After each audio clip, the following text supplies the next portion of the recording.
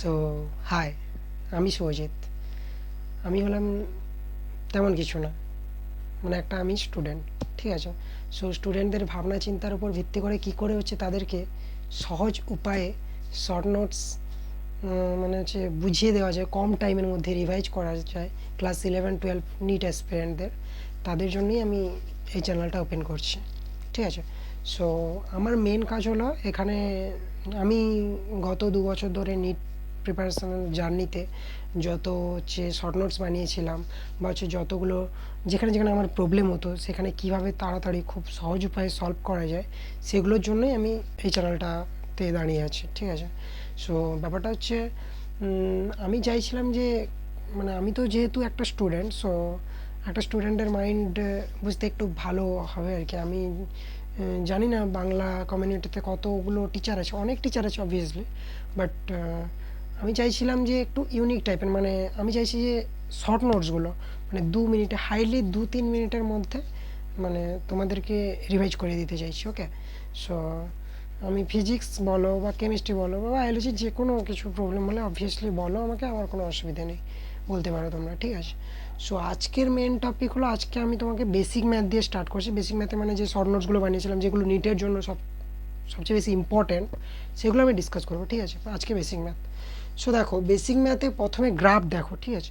গ্রাফে হচ্ছে y equal to x square, y equal to x স্কোয়ারের ক্ষেত্রে গ্রাফটা হবে এরকম ওপরের দিকে, ঠিক আছে।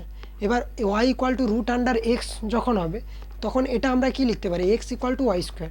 তখন X equal to Y square যেটা স্কোয়ার থাকবে না, X equal to Y square করছি বা এখানে Y equal to x square.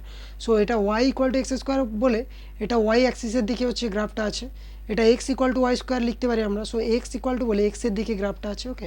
এবার লগ এক্সের গ্রাফ কীভাবে মনে রাখবো সেটা দেখো। লগকে এলকে যদি আমরা এরকম লিখি, এলটাকে, তখন আমরা হচ্ছে গ্রাফটাকে ইজিলি হচ্ছে প্লট করতে পারবো, এরকম মনে থেকে যাবে। এলটাকে যদি আমরা এরকম একটু বাড়িয়ে দিই এলটাকে, সো এটা হচ্ছে একটা গ্রাফ।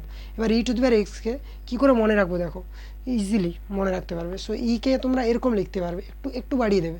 সো এটা বাড়িয়ে দিলে এরকম করে হচ্ছে গ্রাফটা হয়ে যাবে। এবার দেখো, কিছু কিছু লগের ভ্যালু আছে, সেগুলো আমাদের নিট অ্যাসপিরেন্টদের মনে রাখতে হয়, যাতে নিটের পেপারে দেখো দেওয়া থাকে কোয়েশ্চেনে, হয়তো স্কিপ করে দিল। সো তার জন্য আমাদের রেডি থাকতে হবে, প্রিপেয়ার থাকতে হবে অলওয়েজ। সো দেখো, কিছু কিছু লগের ভ্যালু আছে, সেগুলো তোমাদের মনে রাখতে হবে।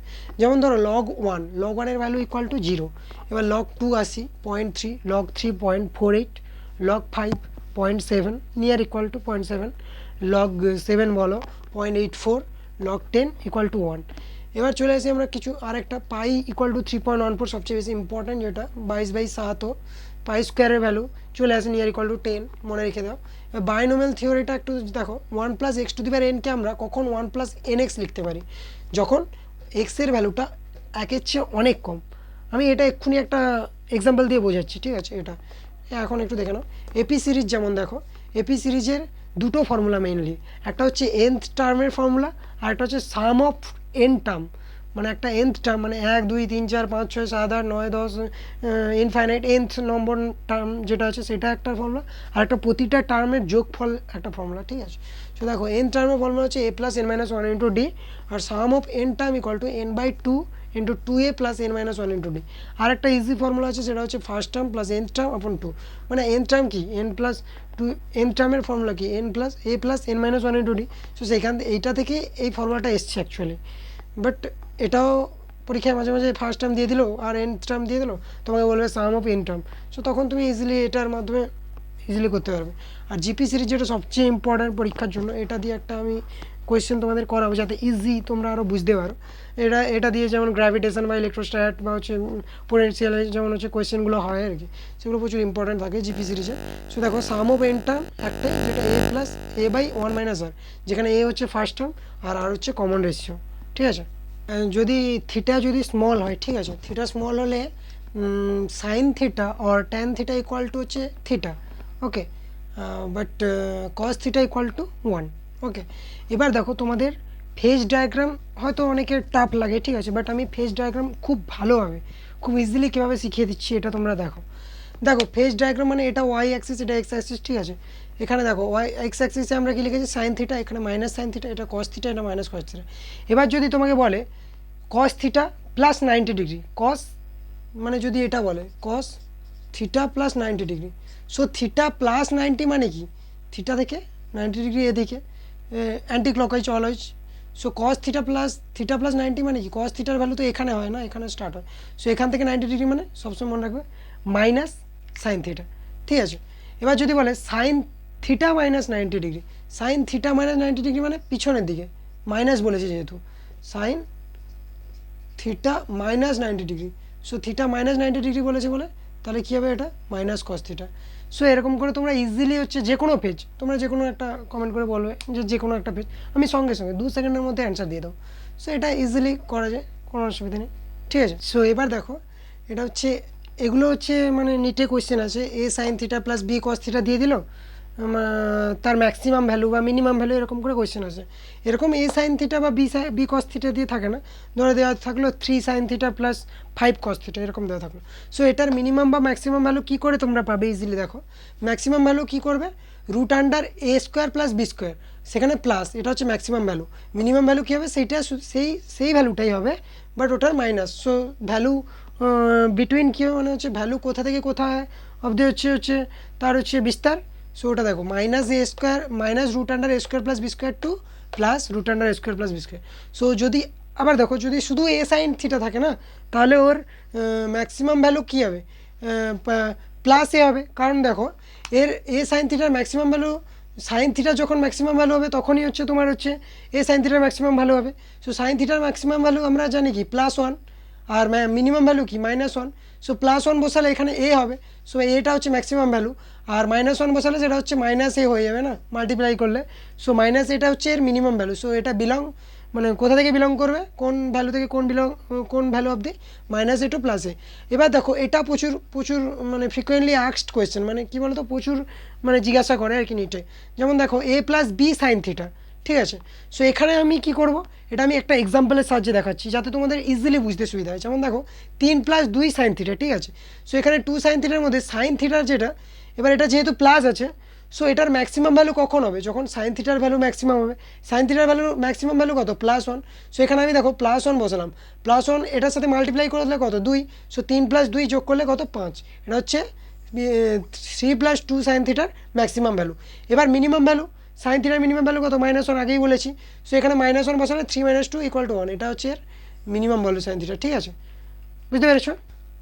এবার দেখো ওই যে বলেছিলাম জিপি সিরিজের একটা অ্যাপ্লিকেশান, সো এটা জিপি সিরিজের একটা অ্যাপ্লিকেশান দেখো কোয়েশ্চেন, এটা হচ্ছে ইলেকট্রোস্ট্যাটস 12-এর হচ্ছে একটা কোয়েশ্চেন, প্রচুর ইম্পর্টেন্ট কোয়েশ্চেন। দেখো find electric potential at origin, মানে এটা 0,0 মানে এটা origin, due to charges placed shown in the figure. দেখো এখানে +q, এটা -q, এটা +q, এটা -q এরকম বসানো আছে। প্রথমটা কোথায় বসানো আছে, 1 মিটারে, 0 মানে কি 1 মিটারে বসানো আছে, 2 মিটারে, এটা 4 মিটারে, এটা 8 মিটারে, মানে এখান থেকে এটা ডিস্টেন্স 8 মিটার, এখান থেকে এটা 6 মিটার।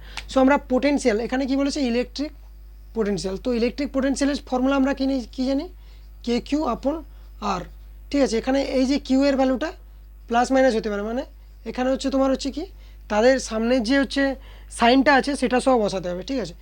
সো দেখো V = আমরা কি লিখবো, KQ/R এর প্রথমে কি, এটা 1 মিটারে আছে এই জন্য R এর জায়গায় 1, আর এখানে +q এর জন্য প্লাস, এখানে এর সামনে এটা মাইনাস, যেহেতু মাইনাস KQ/2 2 মিটারে, এটা প্লাস KQ/4 সেম এজ, এটা minus, so minus KQ/8।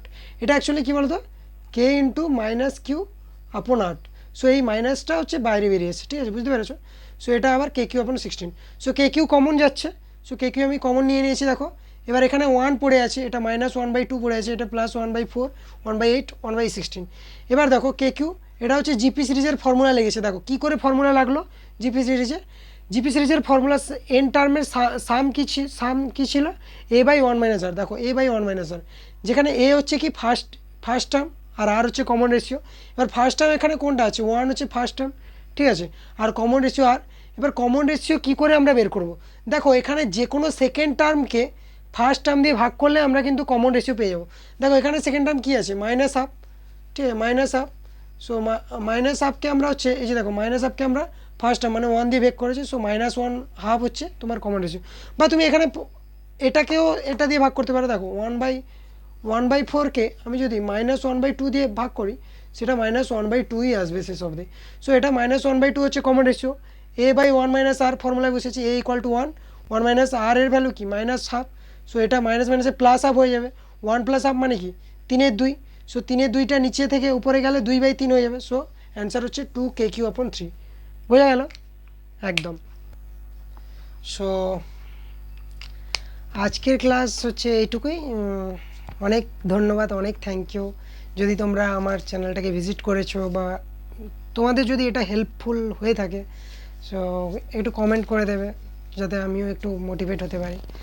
So আমার কথা হচ্ছে আমি হয়তো ভুলও পড়িয়েছি বা অনেক খারাপও পড়িয়েছি, বাট ব্যাপারটা হচ্ছে আমি যেটা চাইছি যে অ্যাকচুয়ালি শর্ট নোটস, মানে বেশি কিছু না, অনেক কমের মধ্যে, বলছি না বেশি না, হাইলি 2-3 মিনিট বা হাইলি 5 মিনিটের মধ্যে ভিডিও আপলোড করতে, যাতে তোমরা হচ্ছে কি পরীক্ষার সময়, পরীক্ষার কিছুদিন আগে বা টেস্ট যে জয়েন করবে এলএনএ ফেলেনে, টেস্ট জয়েন করার সময় কি করবে, মানে সেগুলোতে তো হচ্ছে বেসিক ম্যাথ যদি পরীক্ষায় পড়ে সেটা কী করবে, সহজে দেখে নিলে সহজ উপায়ে কী করে করবে সেগুলো, সেটার জন্যই আমি এই ভিডিওটা আপলোড করেছি। সো প্রতিটা চ্যাপ্টার এভাবে আমি আপলোড করতে থাকবো, তোমরা একটু সাপোর্ট করতে থাকো আমাকে। সো অনেক অনেক থ্যাংক ইউ। জয় হিন্দ, জয় ভারত, টাটা।